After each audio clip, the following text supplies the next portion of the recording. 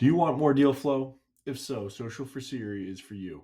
Social for Siri helps you build your personal brand platform, then manages your social media presence. Contact us today at hello at social, the number 4cre.com or visit our website at social, the number 4cre.com. You're listening to Breaking New Ground. In this podcast, we provide thought-provoking conversations for those looking to begin or advance their entrepreneurial real estate goals. Together, we'll venture into the world of commercial real estate with entrepreneurs who challenge the status quo, building innovative paths with bold approaches. We're your hosts. I'm John Pugh, a real estate developer and investor. And I'm Rachel Walters, a real estate marketing expert. Throughout our episodes, we'll bring in real estate trailblazers, creating a space for inspiring conversations surrounding commercial real estate. So today we're going to have a conversation, just kind of the two of us, just talking a little bit more about what we're up to, some of the reasons why we're excited to share this podcast with you and to get this conversation going. So Rachel, if you wouldn't mind just giving us a quick intro of you, that'd be great. Okay, let's see. Make it quick. My background is in commercial real estate, mostly on the marketing innovation side. I then moved over to the startup PropTech, now really built world technology. And right now I'm consulting either for startups in the PropTech space or in commercial real estate marketing and growth strategies. And I also have a technology meetup called Boston FinTech. Awesome. So, John, why don't you tell us what you're doing right now? Yeah, for sure. I'd love to. I'm a real estate developer. Was just relocated down to Tampa, Florida from Boston. Still doing a lot of things up north and looking to do some new projects down here in Florida. Also investing in some local businesses, startups, as well as some smaller businesses that we're looking to grow. So excited to kind of explore some things here. I've always had a really strong interest in tech and have actually worked at a tech startup, financial tech startup back a little while ago before I got into real estate development, and love to have this conversation. So let's kick it off. Awesome. I think the best way to kick it off is to tell us about your brainchild, this podcast, why that, you thought, going into 2024 with a lot of the changes in the commercial real estate and where you are with your entrepreneurial journey, just interested in if you can explain to our audience your ideas and thoughts for this podcast. Sure, absolutely. This is something I've been thinking about doing for a long time, a couple of years now. I've always kind of wondered why there wasn't something that addressed specifically kind of what are some of the tools technology tools specifically that developers use to find projects, to manage projects, to work on approvals. I've always kind of wondered why there wasn't something specifically for that. So I think, I'm excited to be able to share some of the things that I've learned along in my experience, and then also, help our audience, I think, in terms of sharing either insights or new technologies that we can learn about here on the show, and find new ways to be more productive in 2024. I think 2024, it's definitely a transitional period given where we are in the real estate cycle. There's a lot going on in terms of interest rates, construction costs, among a whole list of other things. So there's a lot of challenges for real estate development at the moment, but as always, I'm optimistic that things are going to change for the better. And while we're in this somewhat of a holding period, really, looking for ways to expand kind of our knowledge base and come out stronger at when the cycle starts in a more positive direction, hopefully in the near future. Yeah, that's a good point. I'm sure you're seeing, though, maybe some new opportunities that are coming from, this new place that commercial real estate's not used to being in. And also, using this technology is going to help you be more efficient when you don't have maybe some of the resources, or to save money. Is that like what you're thinking? Yeah, I think that's a pretty good way to frame it. I think there's going to be opportunities to use technology to improve efficiencies in terms of our processes, right? Whether it be finding projects or managing projects, or just just even just using things that maybe weren't available to us previously, like using drones, for example, to manage and keep an eye on construction projects and progress. So there's a lot that's going on, and there's a lot of really exciting kind of technological advances. I think prop tech was kind of in its infancy, let's say 6 to 10 years ago, and I think there's been a huge amount of progress for a variety of reasons, but I think the biggest one being that there's been some real improvements in the Internet of Things, in drone technology, just computing technology in general, artificial intelligence. So, excited to explore some of those avenues and ways in which we can create value for our listeners. Awesome. For those in the audience that do not know your background, can you give us a Sure. little history, maybe weaving in, that it hasn't always been a straight path, and Sure. how you got to entrepreneurship. Also, maybe tell us how what you've learned playing basketball for so many years has woven in and out of the lessons learned to get you to where you are today. Yeah, sure. Certainly. I think most entrepreneurs, realize that, entrepreneurship's not necessarily usually a straight line for people, right? A straight path. I think you kind of have to have you have to make that decision, right? At some point you have to say to yourself, hey, I'm doing this, whatever it takes. And, I had that realization probably sometime around when I was in graduate school. I realized I wanted to, have my own business, do my own thing. And, but I also recognized I needed a certain amount of experience to have credibility, to attract partners, to attract opportunities. So, going back to the very beginning, I grew up in Northern Virginia, played a lot of basketball, ended up going to Fordham University, playing basketball there. It's a Division I school, Atlantic 10 school. So we played some good competition, and there was a lot of challenges, but also a lot of opportunities to learn. I think one of the big pieces that I learned was that you can work with people from very different places towards a common goal, and either successfully or unsuccessfully. I was fortunate enough to have some great success. Also had some really big challenges, certainly in college, and so I think having been on teams with people from all over the world, different parts of the country, different backgrounds, different cultures, I think really gave me the opportunity to learn from an early age that I wouldn't say life's necessarily always a team sport. I think it is, but certainly real estate entrepreneurship, real estate development is absolutely a team sport. And so I think that some of those were really kind of good early lessons for me. And then I got out of school. I went to Wall Street, worked for about 5 years, studied finance and art history at Fordham University, and then played professional basketball afterwards for about a year in Melbourne, Australia. Had a blast with that. A lot of fun, a lot of good experiences. Ended up getting injured, so I ended up calling it a career, and moved into finance. Worked on Wall Street for about 5 years. Focus there was, a big part of that focus was on working with guys and gals doing programmatic trading strategies. So that was high stress environment, a lot of long nights, and really enjoyed the process. One of the things that we did was we designed a piece of software that allowed people to trade a particular spread strategy, which was being traded manually at the time. So that was a lot of fun. We had some success with that. And what I learned from that was I enjoyed the design process, the process of gathering the requirements from the users, understanding kind of what they wanted, what they needed, and then taking that and building something that was useful and functionally useful and helpful for people. But I got through the end of that process. We had some real success, ended up being a very impactful product for our company, Cantor Fitzgerald.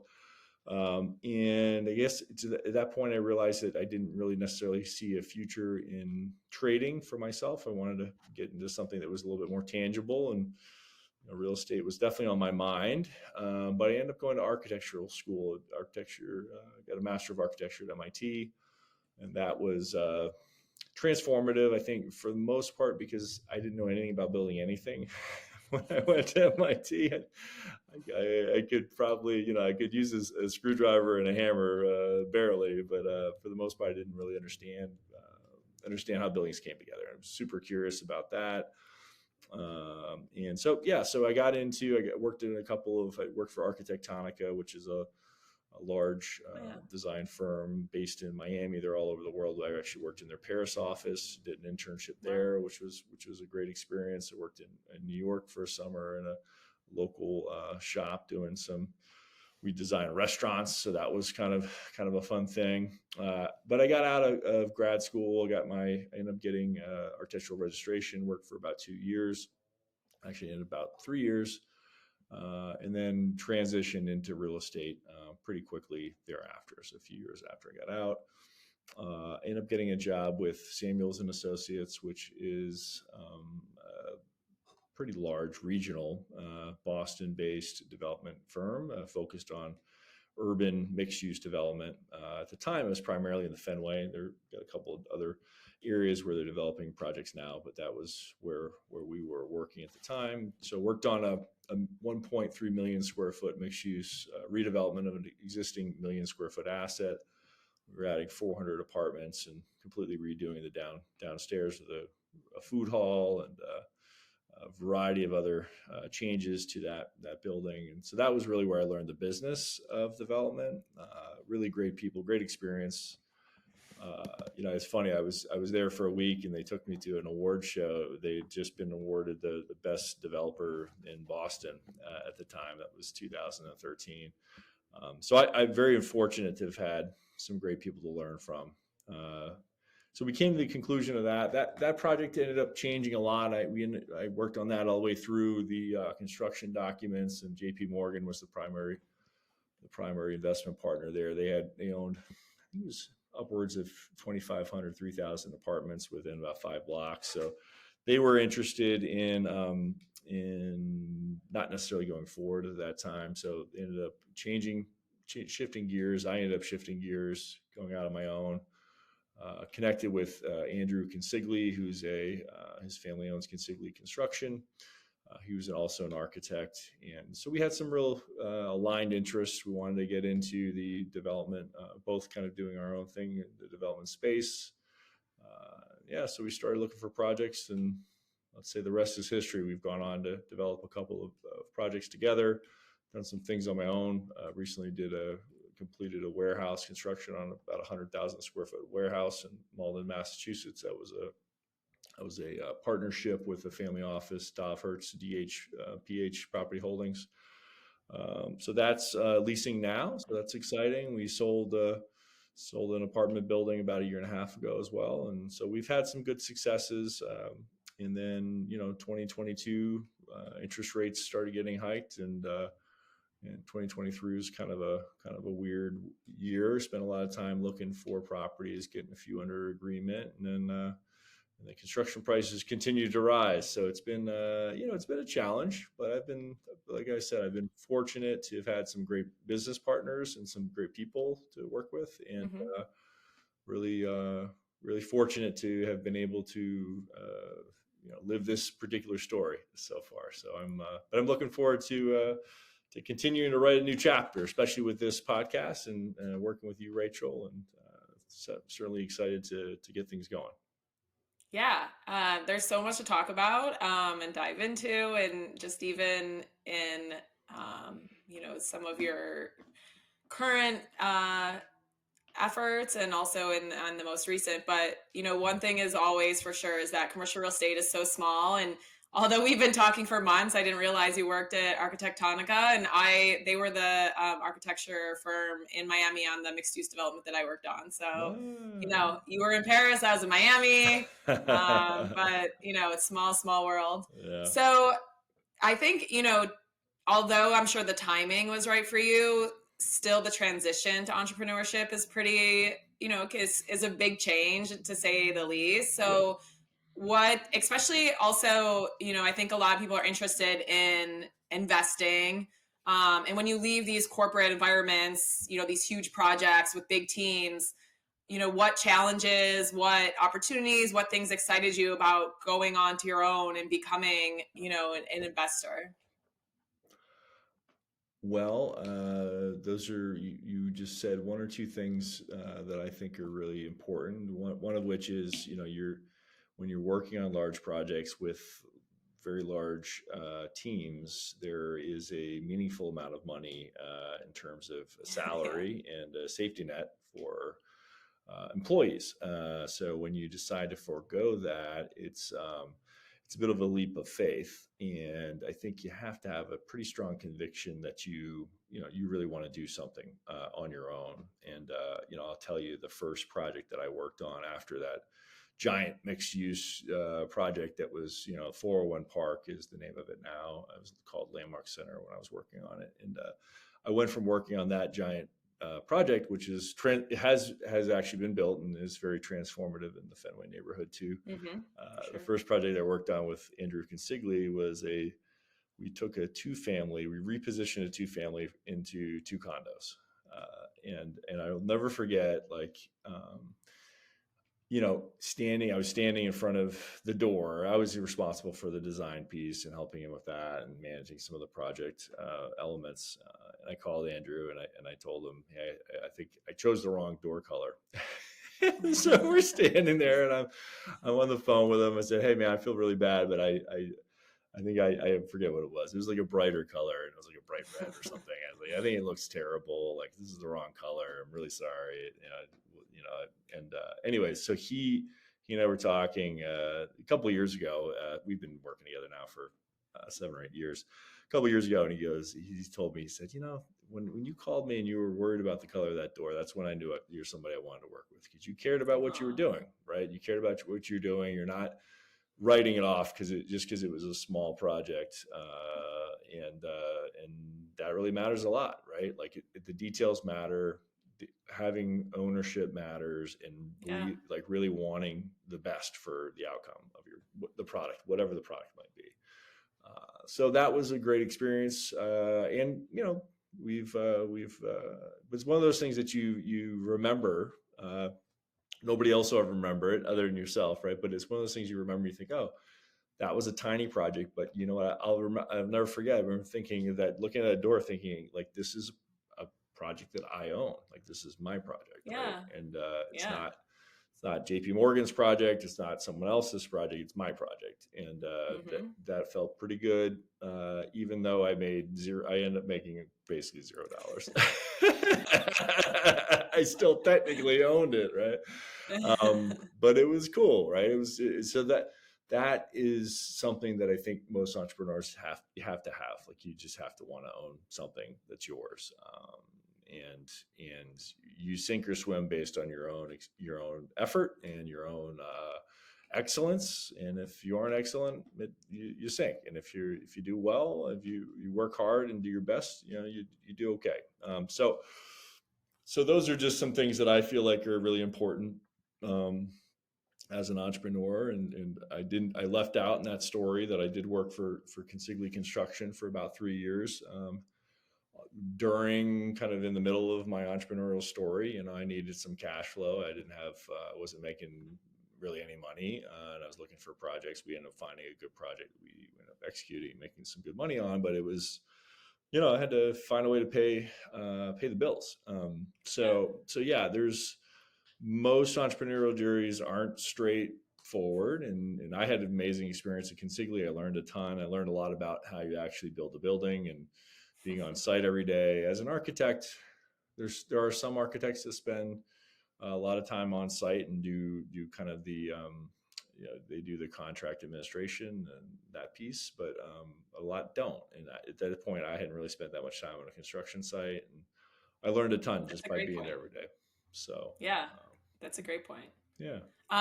Speaking of Landmark Center, that is where I went to my first commercial real estate technology event, to bring Cool. it around again. Nice. So, like you said, prop tech, commercial real estate technology is still in its infancy, but it'd be great to hear where you started to see it in your career, and then where you started to, like weave it into your work. And now, like, I know you're all in. So if you can kind of talk about, your journey with technology and why, you're so pro, construction and commercial real estate using technology and innovation. Uh, yeah, that's again another great question. I think the the idea that commercial real estate is fully kind of tech, you know, built out in terms of its tech stack is untrue, right? There's still so much to be done in terms of improving processes. Having Yeah. worked in financial technology, where so much of it is just straight up like so much of finance is based on software and technology, and I think having come from that industry into real estate and construction, which is so hands-on and so intensive in terms of people's human involvement, you can't help but see opportunities everywhere for improvement, Yeah. right? So, in terms of my experience, I've worked, spent a lot. I spent 3.5 years at MIT, and I learned a lot about design software, whether everything from 3D modeling to CNC fabric, digital fabrication. So we used, as you can imagine, we had access to all the latest technology, 3D printing, etc. And so I learned about all those technologies, and then I got out into the real world and realized that a lot of them weren't being used, or at least some of them were being used, but not necessarily to their fullest extent. And so much of technological adoption is based on the people in charge, right? And the people in Yeah. charge and their age and their generation and what their processes are, what works for them, and how tech savvy they might be. I mean, I've worked with people who wrote everything in a notebook, and literally didn't use a computer. They just used the phone and they used a notebook, and then they had a giant filing cabinet. and I all the way up to people who have 5 computer monitors and spend all day long trading bonds and futures, so they're fully plugged in, right? So Yeah. there's just a huge gamut in terms of the way that people have adopted technology. But when you get into commercial real estate, what I've seen that's been useful, that I actually think is really a good improvement, is a lot of its communication technology, whether it be Mhm. communications like Procore, right? Procore is a great example. Procore in the use of construction management for projects, it's a blessing because everyone is looking at the same documents. It's not perfect. There's imperfections, but when everyone has access to the same drawings and everyone knows what the latest set of drawings Yeah. has, and there's a lot less opportunities for people to have confusion and misunderstandings, which is the name of the game in construction. Unfortunately, there's always confusion and misunderstandings, and the more you can minimize that, the better. Same goes for there's a company by the name of Co-Urbanize. A friend of mine, Karen Brandt, she created that many years ago, and we've used that before to help us manage the approvals process in terms of the conversation with the public. Right? There's Mhm. so forever people would go to the local coffee shop, the local grocery store, I've spent time at the town dump because that's where everyone would show up at the town dump at some point in Lincoln, Massachusetts, because they didn't have most people didn't have the pickup. So you go there and you talk to people about your project. So which just sounds ridiculous, but and clearly in person is always best in terms of relationships, but by using Co-Urbanize as an example, you can reach out to way more people way more Mhm. quickly and communicate and cut through a lot of the noise that's created by maybe neighbors that maybe the neighbors misunderstand the situation, Yeah. what's being proposed, or they're intentionally misrepresenting it, which does happen from time to time. And that sows concern amongst people unnecessarily. So with the use of co-urbanized, we can put up, hey, these are the latest drawings. This is what's actually being proposed. These are the Yeah. reports in terms of engineering, in terms of traffic studies. These are things that we are working on in terms of giving you more answers and more information to. And so you can address some Yeah. of those concerns. So I think those communications technologies have been super effective. There's another piece of technology we used with one of our multifamilies. I'm blanking on the name at the moment, but that was used to communicate with tenants between our property managers, and as owners, we could kind of keep tabs as to what was being said and what were some of the questions, what were some of the challenges. So again, all those tools to more effectively communicate with people and bring people together, effectively create a community. And then that specific example, really, I think were transformative in a lot of ways, right?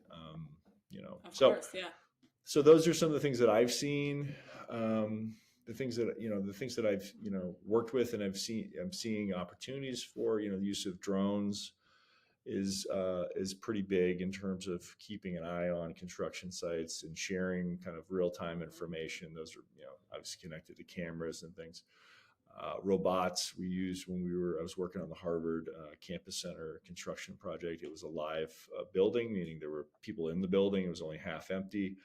We were demolishing a floor of a building that was connected to the larger building. It was very dangerous. Typically, they would have had to send the guys out to demolish the floor while they were standing on the floor. So we brought in robots from, I think it was Sweden. I want to say it was Sweden, and brought the robots in, control the robots remotely to jackhammer up the floor instead of putting someone's life at risk, right? So those are good examples, I think. And then artificial intelligence is something that we're going to dig into. All those things, I think super transformative. Artificial intelligence in terms of digging through data, identifying new opportunities, identifying trends that are important for people to maybe be aware of, whether they be at the building or facility level, whether it be at the city level, the national level. What are trends for generational trends? So there's a lot of different things that I'm excited to learn more about. I've always been watching, and I've been looking to bring them in wherever I can to make my business more effective. But like any other business owner, I think you only do it when you kind of have to, right? Because you're like, oh, gee, or you're presented with, hey, there's these options. And then you say, okay, well, we know this works. Do we want to really try this? Because it might not be worth our time and money, et cetera, et cetera.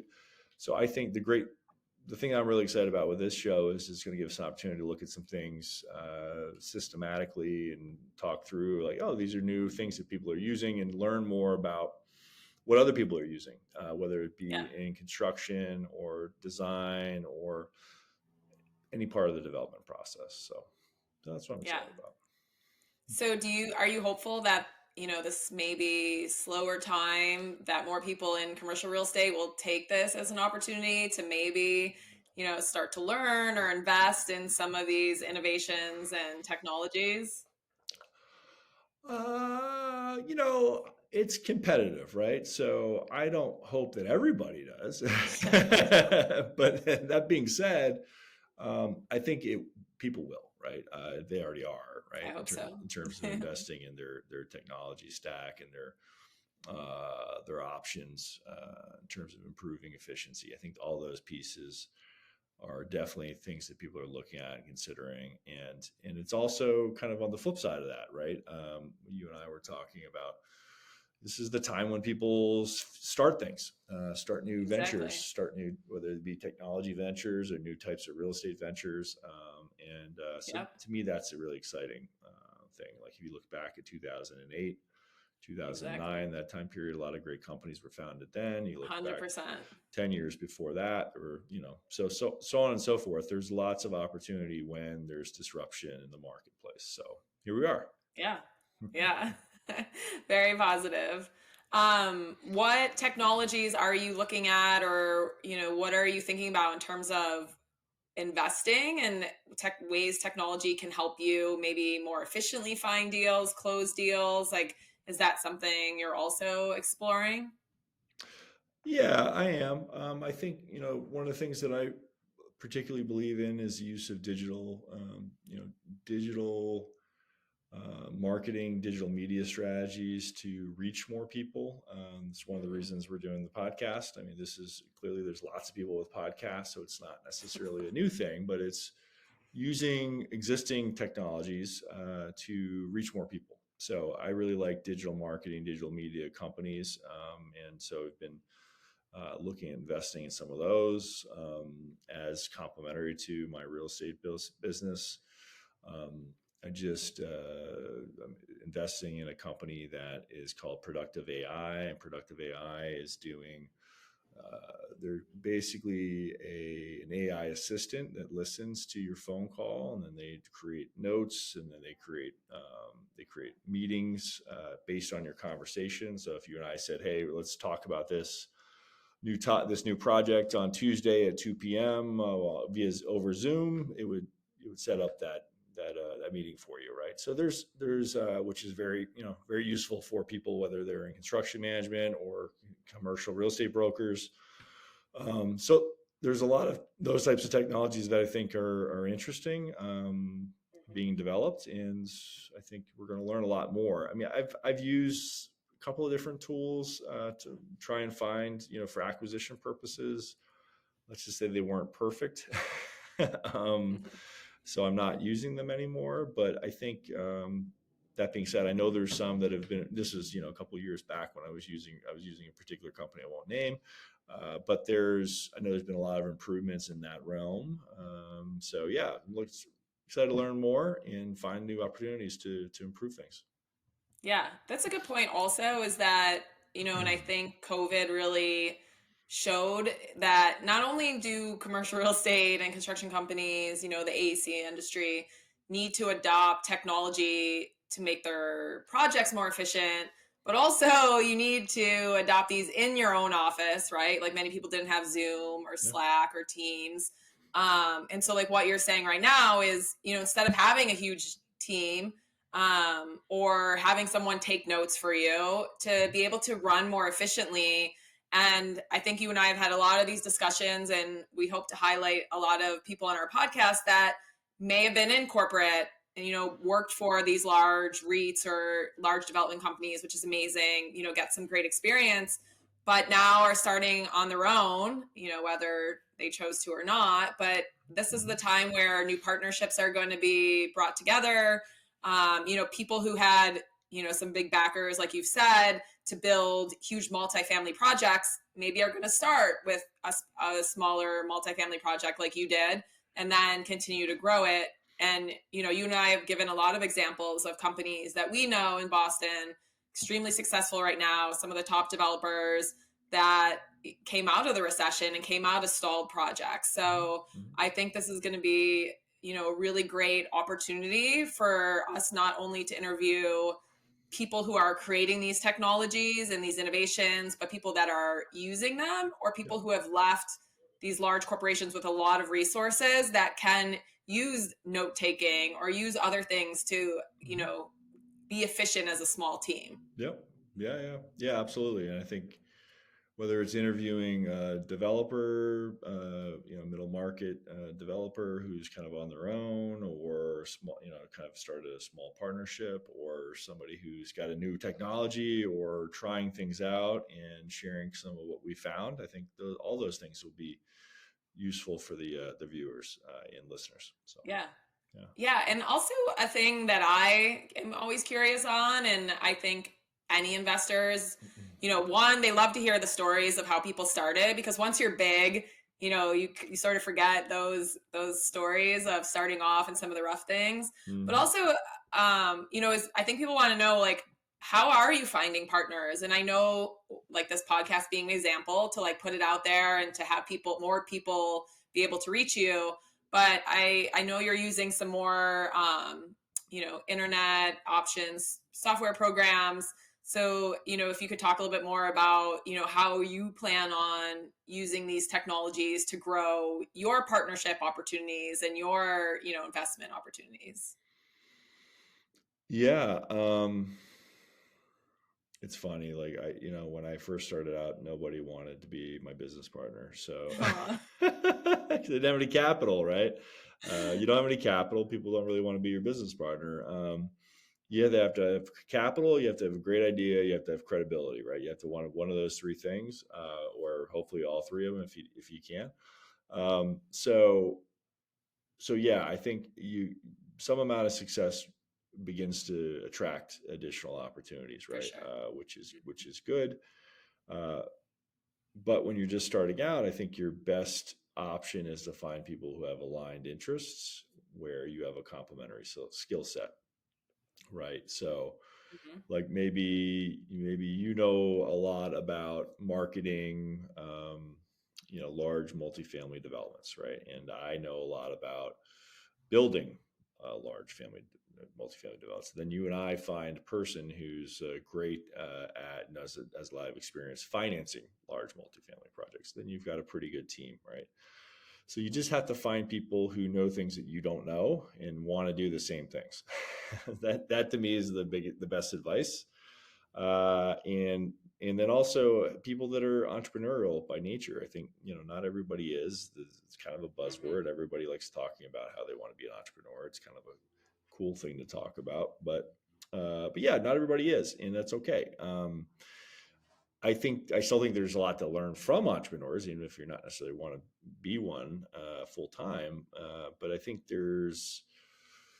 there are great ways to build partnerships, and the best way that I've found is through friends of friends. For example, one of our friends, Zoya, introduced us, and when you have that kind of social credibility, or there's instant credibility, right? Based on the fact that I Mhm. have a huge amount of respect for her, and so do you, and you have a good relationship. I think I instantly know that I instantly respect you, right? I think there's just kind of looking for those opportunities in terms of people that you know and trust, letting people know what you're doing. Hey, this is what I'm Yeah. up to. This is what I'm doing. I'm doing this.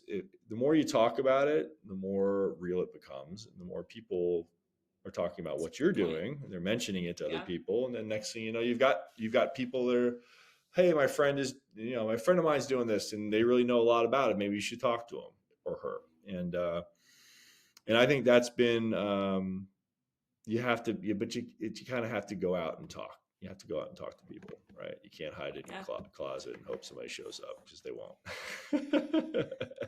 So So it's probably like twofold for you. I know in person and relationships is huge for you, but there is also this digital component, right? Like the fact that we haven't met in right, person. I know you're very active on LinkedIn. Do you yeah, want to plug your company websites right now? I know you have this digital sure. presence and your newsletter. So, you are trying to show what you've been doing. So people who are, like you said, like aligning with your goals and your mission can find you. Yeah, absolutely. I've been actively on social media, connecting with people since COVID. I didn't really do it at all until COVID hit, and I was sitting in our house, and I was thinking to myself, I hadn't talked to anybody in person in 4 months or whatever crazy it was, and I remember thinking, how do I connect with people? Like, how do I keep a conversation? How do I connect with new people? And how do I connect with people that I know, but I haven't talked to in 6 months or a year, and that I think are important parts of my network? And so I started posting on LinkedIn. I started posting videos on LinkedIn. Unfortunately, they're still up there. But I was really just trying to reach out to people and connect with people and share some of the things that I was doing, and things that I was thinking about.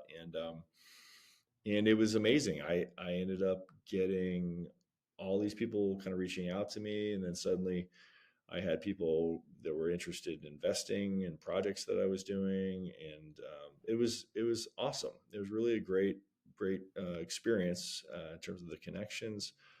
And it kind of turned a light bulb in my head on and said, hey, this is something that could be valuable.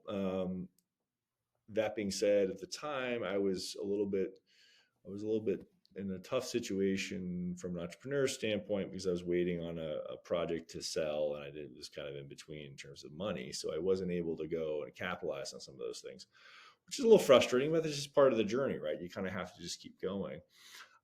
So, but I learned that lesson there, right? And so now I have a newsletter on Substack called The Lineup with John Pugh, where we're going to be, talking about some of the things we're talking about here on the newsletter, looking at, really looking at things, whether it's technology, placemaking, development, all those pieces.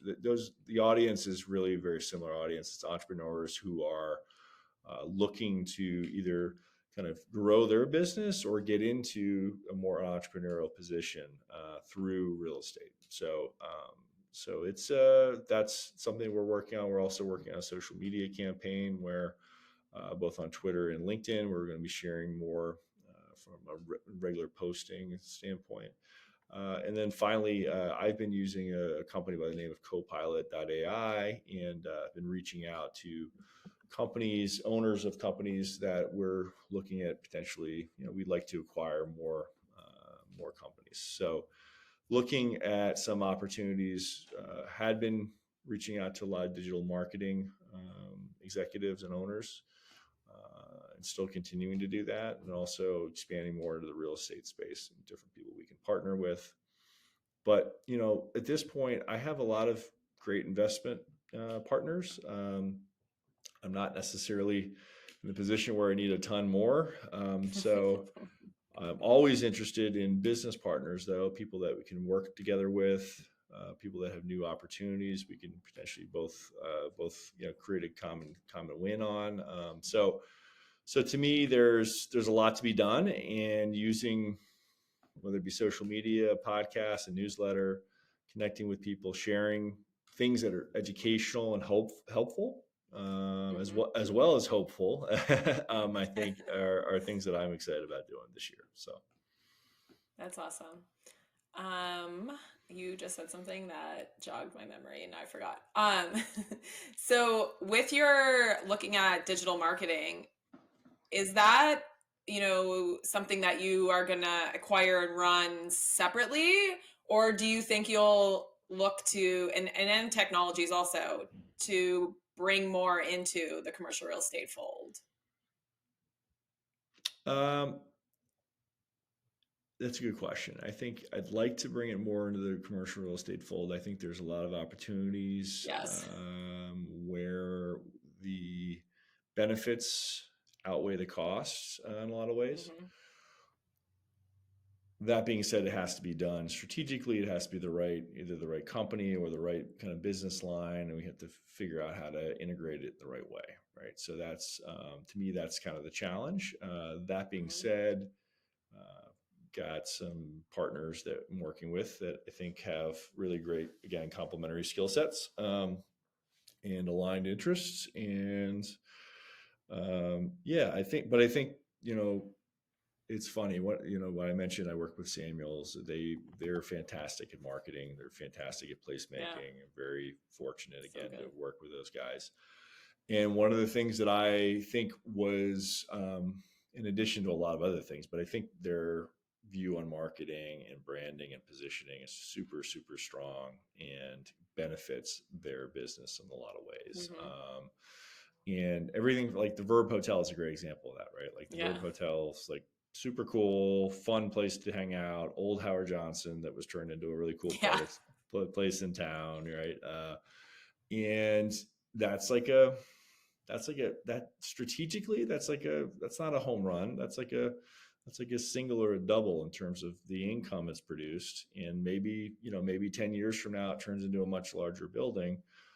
But it's smart from a branding and positioning standpoint in that neighborhood where they own a lot of property, right? So thinking about things like that strategically, I think are great.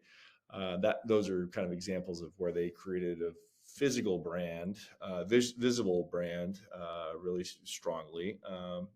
There were some digital marketing strategies around that as well. But I think there's even more opportunity in digital today, kind of, but like in a similar Mhm. kind of parallel way. So Yeah. Yeah. You and I have talked a lot about, there are these companies that are doing it well, yeah, like Samuel's. But again, they have great resources, right? And yeah. I know one of the placemaking firms they use is amazing. They can hire their team.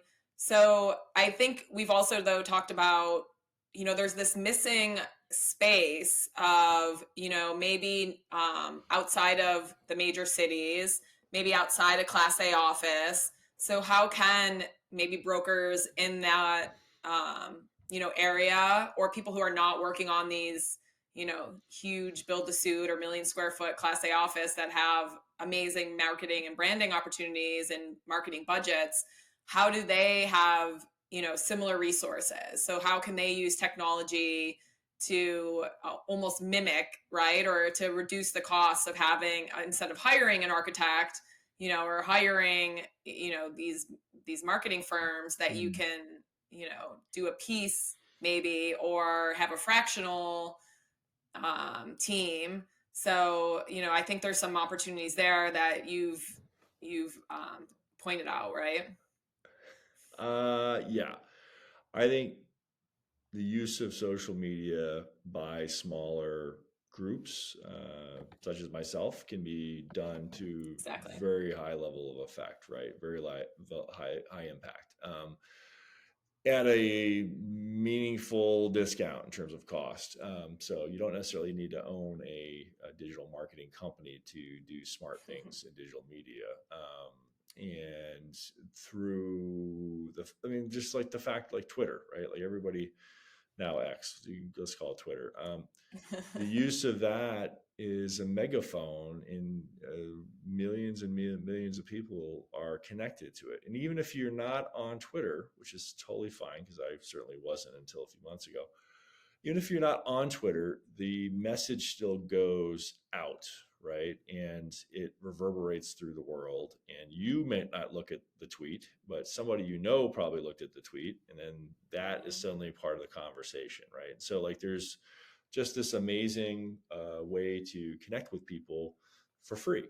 And the idea that you have to have, like, what do you have to have? You have to have a good idea, you have to share it with people, be helpful in some way, or create value for people in some way, whether it be making them laugh or giving them some meaningful content that they can use, or food for thought for future investments or projects, something of value. And suddenly your brand is associated with that value, and you could just be, you could be not worth $1 billion and have $1 billion impact pretty quickly, right? Mhm. So yeah, I mean, I'm not breaking any new ground here, but I think the idea that using social media in commercial real estate is, in my mind, vastly underused, I and agree. it's used in a way that's extremely formulaic and uncreative, and as a result, it's hasn't been that impactful, I think. So I think there's real meaningful ways for people to do things, and I'm generalizing. There definitely are people that have done some kind of cool things, Of course. Yeah. but I'm just speaking kind of broadly. And so yeah, I think there's a real opportunity there that is yet to be seized, and I think a big piece of that is generational, right? There's still people, our parents' generation, that are making some of the big spending decisions in larger commercial real estate development companies. And hey, we've always done it this way, so why are we going to change it, right? And that's okay. But Yeah. I think our Generation X, Generation Z, and all the millennials and Millennials. everybody else, like I think those generations who are more technology native, or whatever the right word is at this point. I think those groups, those generations, are going to be way more connected. Like I was thinking about earlier, like how much time do you spend on either the internet or on video calls like this, or on your computer? Like how much more time do you spend on connected digitally than you do in person? And I think the to me, as much as I hate to say it, I think I definitely spend probably 60% of my day connected digitally, and it's not terrible, but it's also, it's not good personally, I guess, as well personally as it could be. But like that's reality, right? So here we are. Let's make the most of it. And in terms of marketing, like it's all about eyeballs. Are you in front of enough people for them to know who you are and what you're doing? So yeah.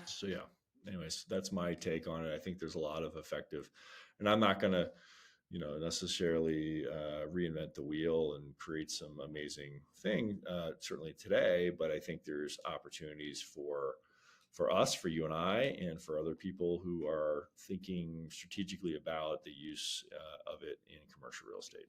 So for sure, yeah, that's a great idea for sure. So I know we've talked a lot about different technologies that you use, ones you're exciting about, but just if you have any final thoughts of, things that you are excited about for this podcast and for 2024 that you haven't mentioned that you want to bring up before we go? Yeah, I wouldn't say there's anything specific that I want to talk about. I think the biggest thing is that I'm excited to learn more with you together about what are the new opportunities, where can we find value for our listeners, where can we find opportunities for improvement. So whether it's helping a young person either move up the ladder within the development space or go out on their own and do things more entrepreneurially, because we can help them find tools which will allow them lower cost to be make larger impacts. Those are the things that I'm really excited about looking at and learning more about. So I think hopefully we get to learn together and with our viewers and listeners. So I'm super excited about that. Yeah, that's a great closing statement, and I hope everyone is along for the ride as we learn and grow and share our journeys, and are really honest about the challenges, but we are both optimistic, so it'll be a good year. We want to hear your thoughts and feedback on today's episode and what topics you would like us to discuss in future episodes. Follow us on Spotify to be notified when our next episode is live. To connect with John and I, follow us on LinkedIn. Thanks for joining us today on Breaking New Ground.